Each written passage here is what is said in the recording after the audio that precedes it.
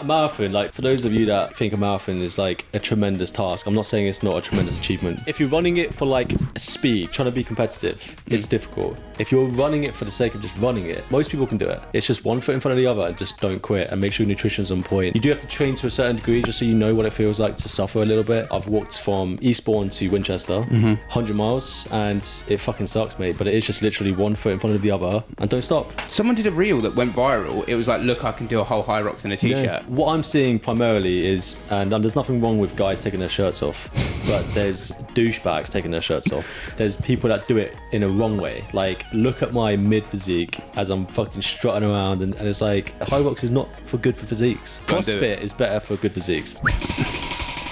Douche. It's great fun. Stretch or skip it. Stretch all day. Because it's good for your joints to help trying to remove lactic acid out of your muscles too. Is it? Sometimes. Where's the study? Fuck off. Welcome back to the PerformWell Podcast. This is the podcast for you if you're looking for performance and wellness optimization so that you can not only smash your career, but also have a better life, better relationships, and better health. We believe that performance and wellness are yin and yang and work together. So listen in as we dive into topics that are going to help you optimize your life for the better. Challenges. We've done a lot of them. Have you guys done a lot of them? That's what we want to find out. But first with that, let's talk about our challenges, man. So the jog last year, for those that don't know, for those that do know, we cycled the length of the UK. I say we, I mean Rob. Rob did. Rob cycled the length of the UK. Yeah. But we very much helped him along the way, I like to think. And we're going to talk about why that was so pivotal in terms of changing us when it came to our mentality, our physicality. Mate, what was the fucking highlight of that challenge? The highlight of that challenge, I think, was genuinely just seeing Rob complete it. I argue as well, just physically being there and seeing someone do that for me as quite a novice to challenges is superb. I know Rob's done a lot of them before, you've done some before, but I think the highlight was genuinely seeing Rob get to the end of it. I mean, the scenery is beautiful. Is a fucking understatement, mate. Yeah. I mean, I've done challenges all my life, and some are big, some are small. I mean, I know you've done obviously a few yourself. Let's go through a rundown. So, what was your first challenge you ever did? First challenge I ever did. That's hard to... Can we go back to when I was like 8 years old and did like a 5k run? Does that count? You did a 5k at 8 years old? Yeah. It was like the earliest memory I have of doing any kind of like physical fitness. I guess like the Fair young... enough. Do you know what? I also won the 5k. Did you? Because I was the only one in my age bracket. Right, okay. So it doesn't really count. Terrible. That was the first one. Like, I think actual first proper one that I did, arguably if we're talking like down the essence of fitness, you know, you challenge yourself in and out anyway, was probably going and doing... I used to do like swim galas. That was probably my first challenge. You're bringing back a lot of memories. Yeah. I was actually just thinking there when you were saying about being a kid. I remember like getting a crush on a girl, and then I joined cross country and I passed out. And then, because you had a crush on a girl? But no, I passed out because I was shit at running. Oh, right. Yeah, and so I tried keeping up with her just so I can like be around her and stuff like that. And I just completely decimated. It's like Forrest Gump, but you're chasing down this woman, but like, I love you so Not like that. much, I wasn't Jenny. chasing her down. I wasn't like a fucking predator. And it was just...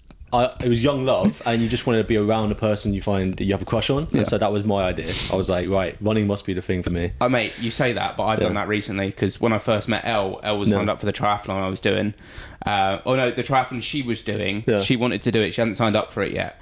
And like within, I think it was like 4 weeks of knowing her, I turned around and was like, oh yeah, do you know that triathlon you said about? This is either ballsy or creepy. You guys can decide. I was like, oh, I've signed up for that triathlon. Bearing in mind I've only just met her. Borderline creepy, man. I fucking know. That's borderline creepy. I know I look back on it, but I'm such a keen person, and I was looking for a challenge at that point in time to like raise money for when my nan passed away. I know, I type flip there. So I was looking for a challenge, and she said it, and I was like, oh, that sounds fucking perfect. Okay, so I guess my first challenge I did was swim related as well. Actually, it was a swimathon. They call them Swimathon. It's a swim marathon. But it's you're in a team of 10, and I remember like there was this team next to me of girls, and the instructor was shouting "po, po" at them, like really aggressively, like "po, po, po," and then you see these kids just like jumping in the pool and getting disciplined like when they do something wrong.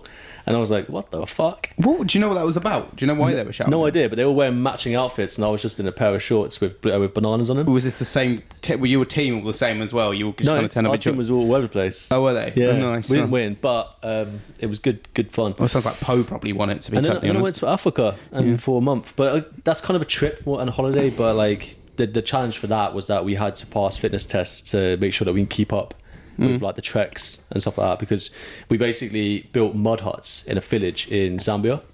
So imagine being like 16 years old and you're just in an African village and they're feeding you like the most basic of food, chicken, maize, and some other stuff. And I had chicken feet for the first time.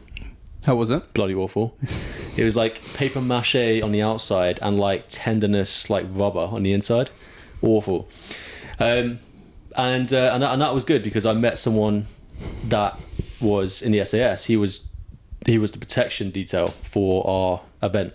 So it was interesting, like seeing for the first time before I ever thought I'd join the army was this guy. Do you know, is he a famous person? Like, would people know his name? No, he's just in the SAS. He was well, I don't know if he was, but like in the SAS at the time, maybe ex, but he was like, there was a group leader and he was the group leader. He was responsible for protecting, us obviously from kidnap, anything that happens over there. And then obviously there was another person that would also help lead us as well. So you're talking about SAS, like this is my closest relation to the SAS. I remember there was someone that I knew who was ex-Special Forces and he did this psychological test for someone's dissertation, and they have like the memory of ridiculous memories. SAS Special Forces, is that something that they do in the SAS? They do like conditioning for psychological side as well. So I got 6 months into it. So I did the mountain phase. So for those that don't know, I was a reservist. So you can join reserves as a civilian. You do not have to go through 3 years of being in a unit to obviously go to the SAS. And the first 6 months was mountain phase, and then after that, if you pass, you go into the technical stuff. And the technical stuff is where they have the interrogations, weapon handling, etc. I got 6 months in, got lost on a march, and it was fucking awful. So for me, I didn't get past that point, but I did hear the story about everyone else afterwards, because I was fortunate to then join PWR, Princess Wales War Regiment, and when I went to, I think it was Purbright, my unit was there. My 2-1 SAS unit was there in their final week of training, and obviously got talking to them, and they told me all about it. Fuck. Yeah, what kind of stuff did they let you in? Like, did they tell you about the shit that they've been through over the last however long? Once you're past that mountain phase, the last bit really, you've already done the hard bit in theory. The next bit is more technical, more, this is based on what I know. Obviously, there's still physical elements to it, but the first phase is to break down those that aren't physically fit enough and can't navigate properly. And then the second stage is where you start learning the real technical stuff. And that's where more of the money goes into as well. So they don't want to be spending money, on people that aren't readily available to be taught this stuff. But a lot of the stuff that they teach is stuff that I learned in the Marines, in Princess Wales War Regiment, just obviously at a more sophisticated level. But it's the challenge. The thing I want to talk about though specifically is I wanted to join the SAS for the challenge. Like, I always think back to why did I do reserves signals, reserves Marines, reserves SAS, and then reserves PWR, is because I wanted to do something different, and each one provided something different. Like signals to begin with got me in the door because I was nervous. I was like, 17-year-old boy going into the army, it's not a fun thing, to be honest with you. It's a bit nerve-wracking. And then the Marines was what I wanted to like build myself up to join the SAS. That's what I wanted to do. And then obviously when I failed the SAS, I thought, right, I just want to get some kind of backing behind me going forward. So I joined PWR to like have a foothold, so I could say that I'm a professional soldier. And then as soon as I got that badge, I realized that I never joined for the soldiering. I joined because I want to do fun stuff. And when I say fun stuff, it's loosely. Like, there's some fucking dreadful shit in the armed forces, but you get to fire weapons that you don't get to fire in civilian street. You get to do a helo upside down drop into water, pitch black, and have to get out of your helicopter. So it's basically diving. This is what Will does, safety diving. But the challenge of doing some of these extreme feats of endurance, like 64-kilometer marches in 24 hours, carrying 135 pounds of weight on your back, for example, is the long drag which the SAS have to go through. There's something so exciting about it, and your training gears you up to be fit for it, which means your body changes without even having to like force yourself to do shit. You just train for something. There were a couple of guys, I was running through the common the other day, and there was a couple of guys doing like a 2K run, and they were talking about army testing. Is that something they do? They do like a 2K run, like best 2K run to see how people again. Yeah. So when I joined, it was a mile and a half. Yeah. And I think they still do that depending on different regiments you're in. But the lady that I trained, Megan, she has to do a 2K in 8:30 to be a PTI. So 2K in 8:30. That's more like a sprint, isn't it? It's probably the worst. I mean, I'm talking about the mile and a half, which is close to that. It's 2.4K. The mile and a half test is the worst test for running. Because it's sprint pace. It's like what pace is that? Like 3:52? What would it be? So my fastest was 7:57. Yeah. You have to get 9:30 to pass. Yeah. SAS and Marines. So I don't even know what that'd be. It's 4:25. Even less. Less than that. Bloody hell. Yeah. It's a sprint to a degree. It's more like imagine doing a 400 meter on a track, but competitively. But then you have to do it 6 more times.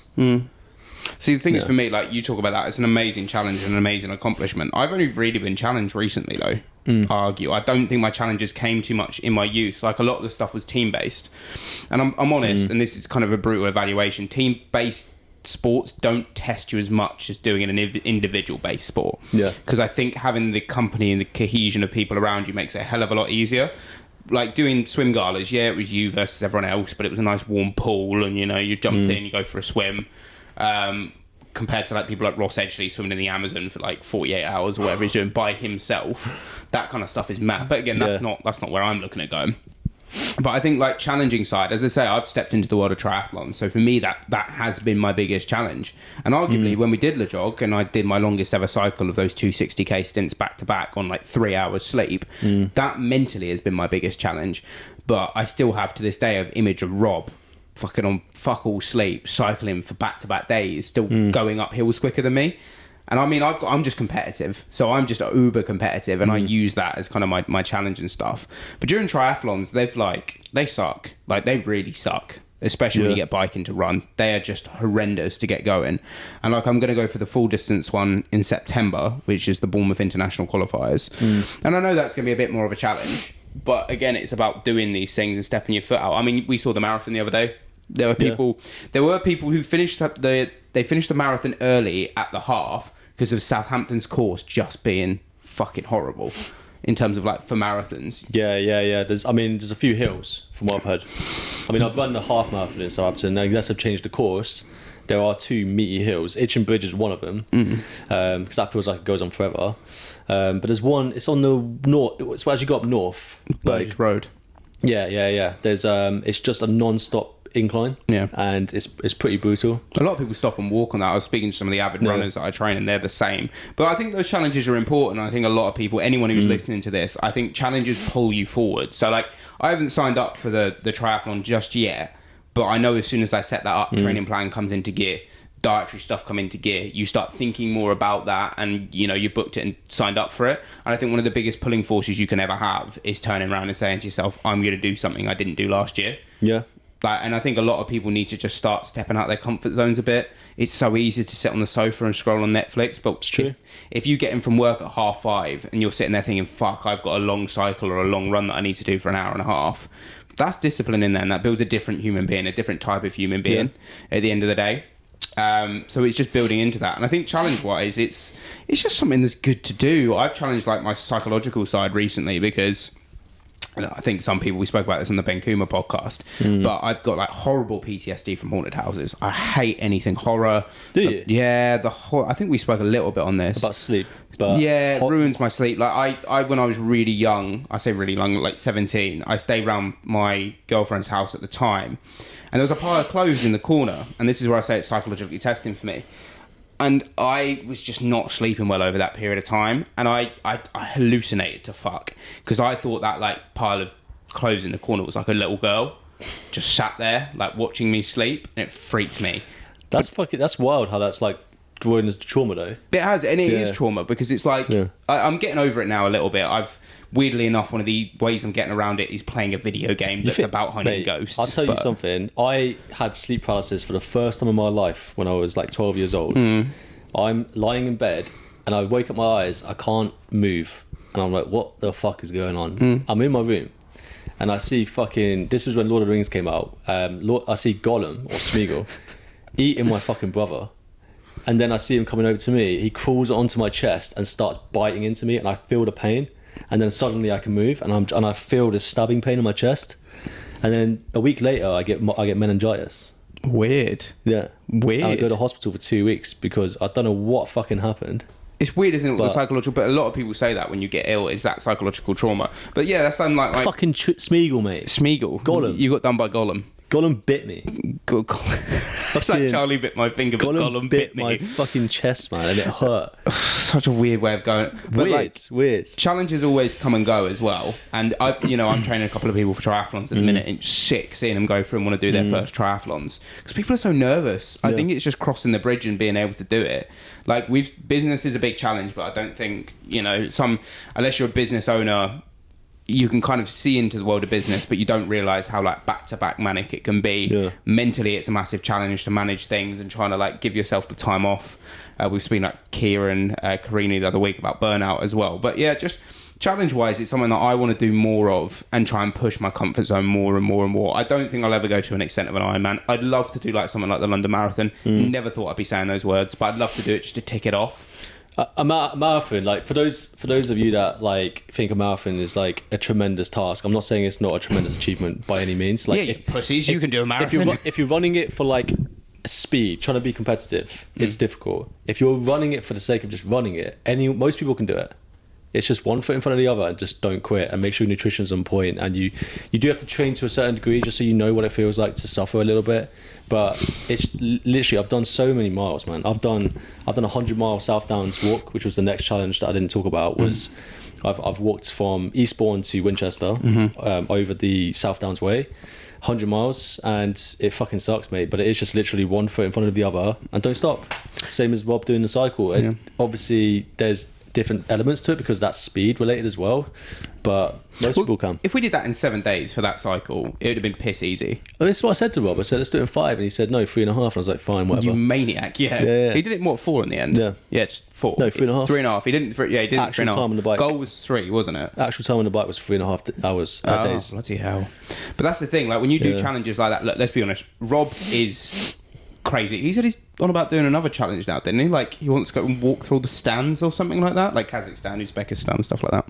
Walk through the stands. Was it hiking or running or what? I can't remember what it was. That would take ages if it's walking. He said he wanted to do something, didn't he? All the stands. That's where he said he wanted to do all the stands. If he wants to walk through all the stands, a few stands in Southampton. Anyway, right. Back to challenges real quick. Like, yeah, you're right. He's a fucking animal. But if you want to change your body, like, let's just face it. I've gone through this period where I did bodybuilding, did calisthenics, then I had like a 3-year period where I was doing the same thing and I was bored. Nothing was, and my body wasn't really changing because I was just going through a routine. Then thought about doing something different, and the idea of doing a boxing event came up, and I thought, fuck it, let's sign up for it. And as soon as you sign something, you're committed. And I suddenly was putting myself in that boxing gym 5 days a week. I was training 3 days a week outside of that in the gym. And I was pushing myself so hard that I haven't done that before, except for when I was doing the army and bodybuilding, etc. And my body changed like that. It just fucking changed so quickly because I had a goal. Yeah. As soon as there's no goal, you're just like in a rut, and you're just process driven. And process driven is fine to a degree, but if you haven't got a purpose behind it, it's pointless. I think the thing is, and I spoke about this on a previous podcast, we get too emotive about things.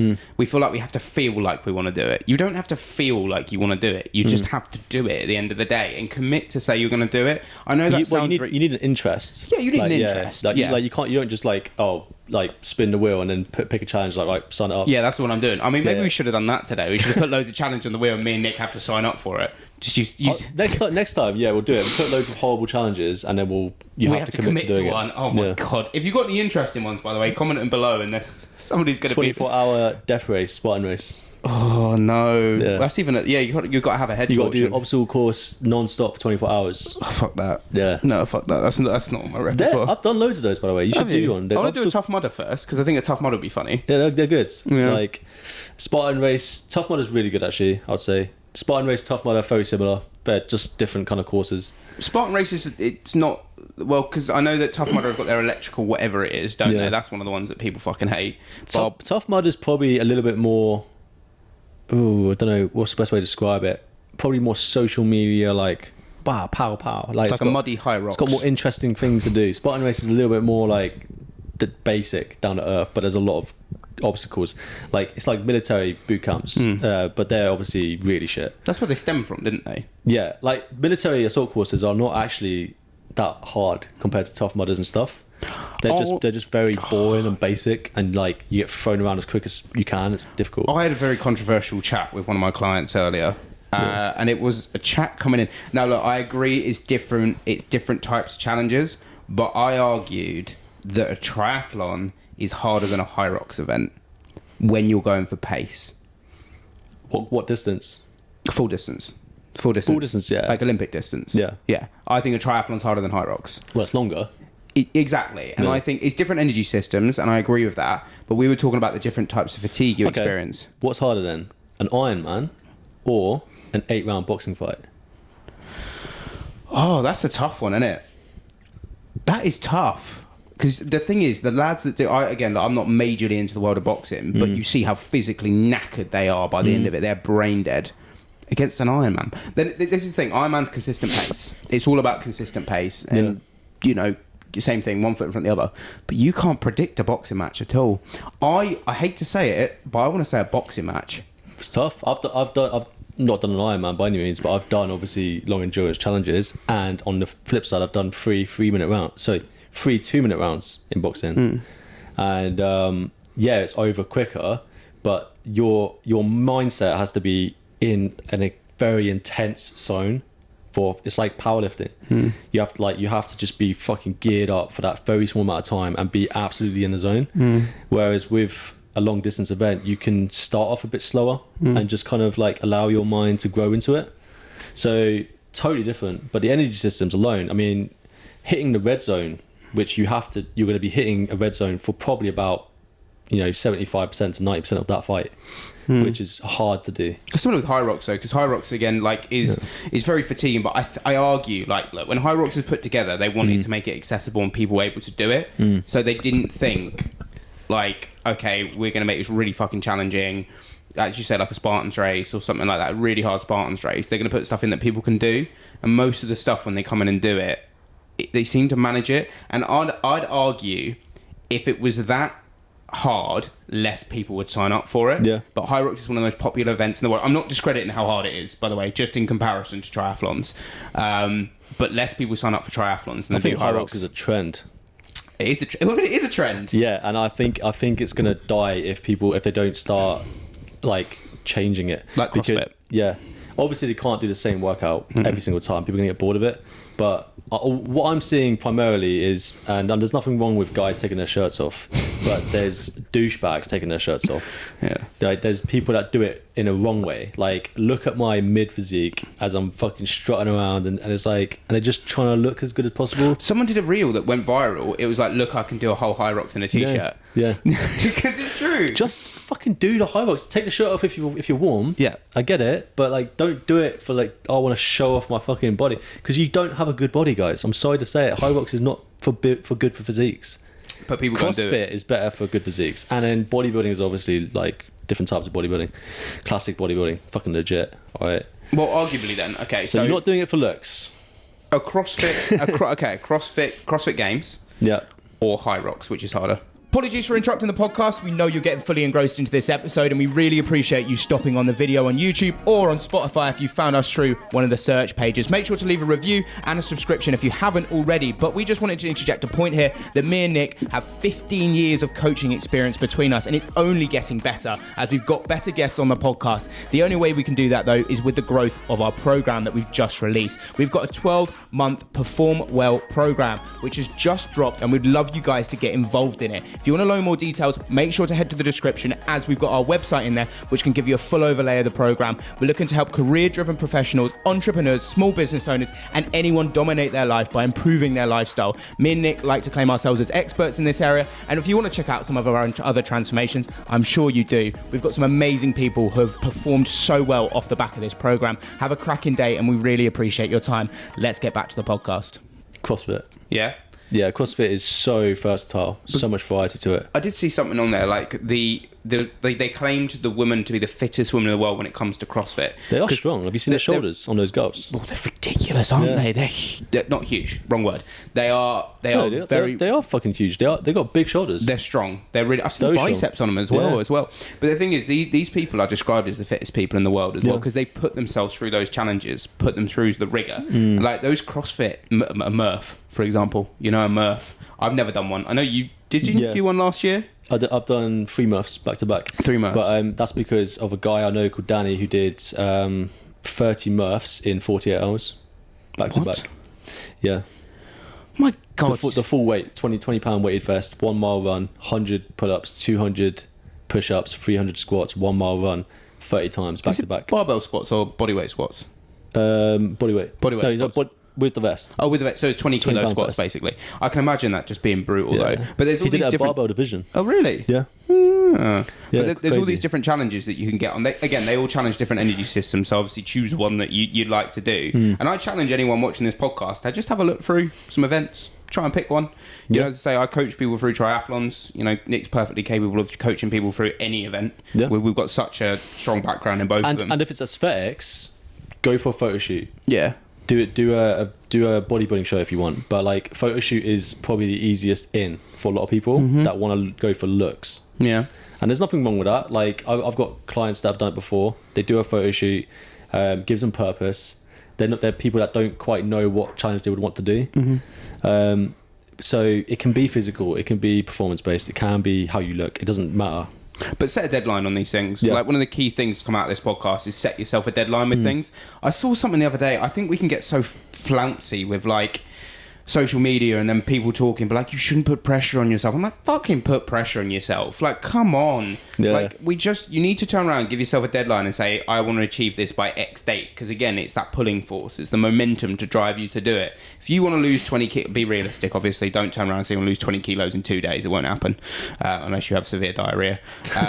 But yeah, I think you need to put deadlines in place for these things. And that's, again, why we talk about challenges. That's why challenges are so important, because they give you a fixed deadline. Plus, you don't want to cancel it because you lose money. Yeah, exactly. And we're the challenge guys at the end of the day. You know, we help people with their challenges. You know, so if you want help, fucking let us know. Well, we've been doing a 28-day challenge recently, and it's been really, really good. Like it's so good having, and it won't be running when this comes out, but.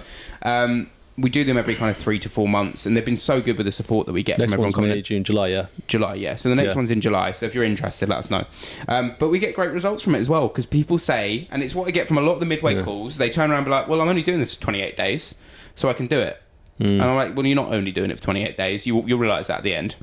Yeah. But you set habits in motion that make it a lot easier to go through. But yeah, set yourself a deadline. That's the important thing. Now, we have an interesting segment, don't we? Do you want me to grab it? It'll probably be easier. You're going to love this. You're going to absolutely love this, guys. Right. How are we going to do this? I think Dad would do. Because last time it got in my face, didn't it? Yeah. The wheel. The wheel. We need like a sec. Louis going to have to find something for this. So on here we've got an array of challenges. There's some physical ones on here. We thought we'd just keep using it because it's actually quite fun to use. You got like some genuine questions as well on there that we can run for an answer. But we're gonna fucking spin it and find out. That's the tagline. There's some shit ones in here. There's some horrible ones. I keep swearing today. This is a swearing podcast. Sorry, kids. Louis, make sure you've put not for kids. So, should we spin it? Yeah, go on. Let's give it a go. So this is for you, Dan. You can't just spin it for me and go, this is now yours. This is for me then. This is for me. No, go on. My biggest challenge. Wait, what was this one again? What is your biggest challenge you've ever had in life? Oh, that was the one.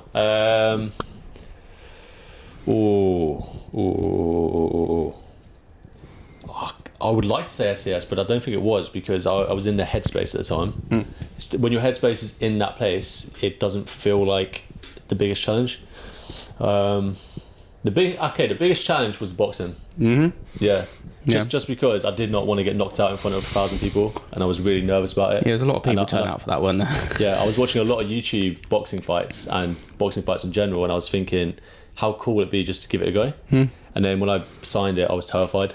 I still don't think I could do a boxing fight. I probably could. I bet you deep down I got this animal inside me that wouldn't mind to punch shit out of someone. As you were saying earlier, mate, you got to push yourself out of your comfort zone. Never do a boxing match. I'll tell you what, you will never feel as confident as when you've done a boxing fight, and that's just because like you feel like you can innately defend yourself, and that is probably one of the biggest like confidence boosters there is. So any martial art at all, it doesn't even have to be a fight, just do martial arts in general, anything. Well, Brazilian Jiu-Jitsu became huge, didn't it, over the James Smith period, and like loads of people still do that because of the discipline you build from it. So even that, there's so many different things out there. It's not just discipline, it's confidence. Like when you know you can defend yourself in some way, it makes you feel more confident dealing with things. Yeah, very true. It carries over, for sure. Right, I'm going to spin. Yeah. Oosh. I'm going to get something. I'm going to get one of the physical challenges, aren't we? I hope so. The yellow ones. Are they the yellow ones? Yeah. Oh, that's the same one as biggest challenge again. It's the biggest challenge again. I kind of spoke about triathlon, but I don't think even then that was actually my biggest challenge. Again, mentally, I think day by day, it's going to sound a little bit kind of deep. It's learning to... What's the best word? Decide whether it's my chimp talking or my logical side talking throughout the day. So gay, man. Oh, fine. That's like, and if you haven't read the Chimp Paradox, it's kind of along those lines. It's like a day by day, I'm battling with my own headspace, and like when I get burnt out, that kind of illogical, emotional side really comes out, and you can't figure out between. That's genuinely my biggest challenge. Like mentally, it's always been a challenge, and I feel more confident. I was walking down the street, completely forgot I was in public, and I was filming my little morning. Good morning, all. How you doing today? I was doing that, and I didn't even think. Sometimes there's like an essence of anxiety, and I don't want to do it. But this time around, I did it, and I was like, "How weird!" Like I didn't have that. But that's probably my biggest challenge, genuinely. I mean, yeah, if we were going based on that side of things, then yeah, I guess I would have given a different answer. But then again, we did content when we did content in public in London, changed my perception. You just realise people don't care. It's not hard. No, it's not hard. People don't care. You walk up to them and everyone's like, "Yeah, I'd love to be on YouTube." Fine. That's a bit of a soft one. If I have to fight gorilla with two people to help me fight them barehanded, who would it be? It would be... you need some size on you, I think. So I would go for 4. Yeah, Beyonce. Yeah, just sheer raw strength. I know he's not as strong as gorilla, but he's probably pretty close, I'd imagine. And then Bear Grylls. Bear Grylls? Yeah, because he might... Steve Irwin. Because Steve Irwin might be able to like tame the gorilla. Are you on about Steve Irwin and Steve Backshall? Just imagine. Oh, crikey, mate. That's a gorilla. Like, you've got the Mountain from Game of Thrones and Steve fucking Irwin. Steve Irwin would be like, crikey, mate, that's a gorilla. Don't run, mate, because he'll fucking kill you. And so then you'll listen to him and then he won't kill you. Or he'd be like, oh, crikey, run, mate, because that's going to fuck you up. And then you'll be like, right, we have to run. And then Thorn Bjornsson, who doesn't run very much, you could leave him to he gets mauled, and then me and Steve Irwin gets away. You and Steve are best buds. And who doesn't want Steve Irwin to be back alive again? Oh, I think we all... Yeah, but have you seen Robert Irwin? Sounds just like him. Yeah, he does, and he's in cracking shape. Yeah. Hey, if everyone's seen the Bonds advert, that came up, weirdly enough, Bonds advert came up, and it's just him doing basically a photo shoot. But he's in cracking shape. I feel like his dad probably was too back in the day. He's got the energy of Steve Irwin as well. Yeah. It's just like everything's true. Right, ready, I'm going to go again. Oosh. I think we'll do one more each. Catch the ASMR. You're getting the tinging of it.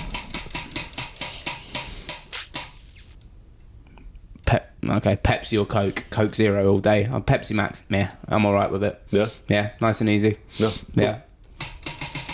We've got some nice ones in there. We don't want to cause a kerfuffle and just keep doing horrible ones all the time. Who challenges me the most?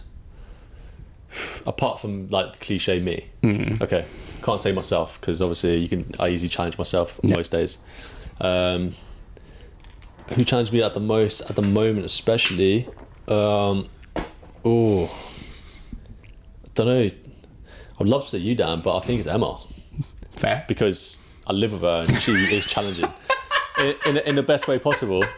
in the best way possible. Like, in a positive note. I mean, like, obviously, I want to see the relationship blossom. And I want to build something with her in the future, and so it makes me realize that I've got to change things. And it is. No, I agree with you. Like, I think your partner should be easily one of the people who challenges you the most, because, especially, I think when you live together in its early days, you kind of learn each other's habits, and it is literally someone inhabiting the same space as you. You're cohabiting again. You're trying to work out what works for both of you, what doesn't work, triggers and signs. And that's why some people, in their like 40 years of marriage, turn around and go, well, one of the things you need to do is actually sit and work on your relationship and understand things with each other, because a lot of the time it's miscommunication. I speak from experience. Yeah, sure. And that genuinely causes the biggest upsets. So, but then again, I'll be honest, as a bloke, I hate talking about my feelings. So, sometimes that doesn't help either. And I'm just like, fuck it, I'm going out. Bye. Not every guy has to talk about their feelings. It's fine. Like, I'm not saying you have to hold things up. No. But guys release it differently. And we do. Yeah. Mine's physical. I like to do something. Yeah. Like we don't have to pander to like the female equivalent of like having to like explain our emotions like that, I don't think. We spoke about masc and femme, didn't we, on the podcast with Kieran Karina, and that was interesting enough. I know, we got to dive into that. Like, don't get me wrong, guys, obviously speak about your feelings, but don't think you have to like do it in a way that you've been told you have to do it. There's so many different ways. Oosh. I think we'll do one more each. I'm enjoying spinning this too much. Let's do it. One more each. I'm kind of waiting for one of the challenges to come up. Oh, fuck off. We all said 2 questions. 2? Yeah. I thought we said 10. We did put 10, yeah. Yeah. Why did it say 2? I haven't got my phone. Oh, do you want to do it on mine? Cause, hold on. Use my phone. Okay, so how this is going to work is Nick's going to chat GPT. I do fitness, health and fitness ones. You can just... These are shit ones. Do some better ones. I'm basically going to have to hold an air sit for 10 questions. Like 10 basically general knowledge fitness questions that I should know the answer to. So like, how many calories in a chicken breast? I don't necessarily have to get every single one of them right, but I feel like once I get 5 right, I'm allowed to come out of it.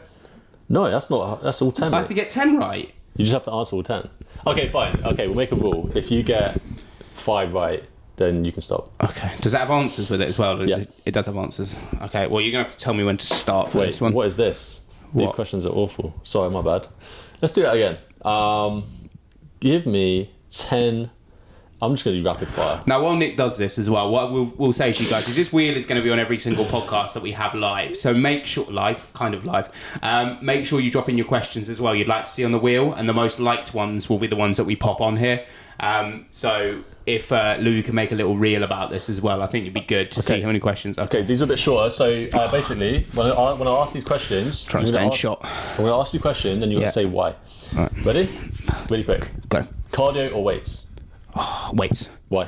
Because I feel like there's more variety with weights, and you can challenge your ranges of motion a bit more to build durable joints, which is more important in my opinion. Say that to David Goggins. Gym or home workouts? Gym all day. So much more variety. Again, it's so much easier. I feel like you get more out of it. Fuck off. Chest up. Morning or evening training? Morning all day. Get it done. No excuses. Squats or deadlifts? Squats, because I'm better at them. Yeah. Protein shake before or after? After, all day, because it just puts it... You have a window then that you're having like a protein shake, so you know you're going to have it at that time. Come on, chest up in the knees. All right, hold on. Rest day or push through? Push through. Why? Push through because I feel like, in terms of my mindset, I prefer to do 6 days back to back and then have a rest day. Okay, machines or free weights? Free weights. I love slinging a dumbbell around. It's great fun. Stretch or skip it? Stretch all day. Why? Because it's good for your joints to help trying to remove lactic acid out of your muscles too. Is it? Sometimes. Where's the study? Fuck off. Train solo or with a buddy? Solo all day. I like to be in my own headspace with my own music. I don't like people talking to me. Okay, cheat meal, yes or no? No. Why? You shouldn't cheat on... If you don't cheat on your partner, you don't cheat on your diet. Okay. Done. I didn't know I was going to work out in today. Good questions, man. Right, I'll do one more. Yeah, go on. Yeah, last one. We were going to do 30 burpees instead, so that was better. That's still horrible.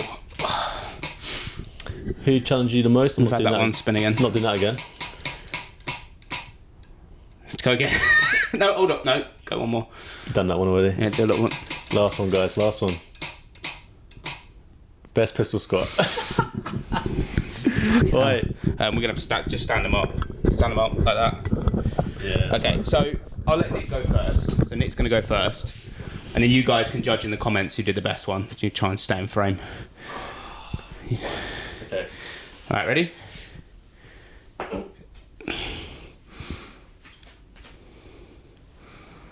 The fact you've done. Yeah, I just had to prove it. Not touching the ground. Right, here's the fun bit. Right, done. Oh, fuck's sake. Just after Wolves. It's just like even warmed up. I don't have the range of motion for this. Man, come on, fuck. No. You got that mobility in the calf. Come on, man. I've got the mobility in the calf. No. Dan could not shit in the woods. That's what we found out today. Come on. Dan is not a shitter. No. Right. Glad you enjoyed that. Random little challenge there. Dan, how are you feeling? Oh, I'm tired. I want to go to bed. Yeah? Yeah. Right. Main thing for you guys is pick a challenge. It doesn't have to be a specific challenge of any kind. Pick something that is in line with your goals. Let's say you want to look better. Pick a goal that helps you look better. Maybe you want to feel more energy. Pick a goal that requires improving your fitness and energy levels. And I've just lost my outdoor seating cover. Oh. Never mind. Right. Anyway, guys, we'll catch you later. Make sure to like, follow, subscribe, leave a little review, and make sure as well we've asked you to leave some questions for the challenge wheel. This is going to get populated every single week, so if we get enough comments, we will cover this wheel in your challenges. They can be as ludicrous as you want, because most of the time we will do them. You've probably seen my content. You'll find that out. But yeah, have a cracking day, and we'll catch you guys later. Ciao. Right, should we do that? I'll do this. Oh.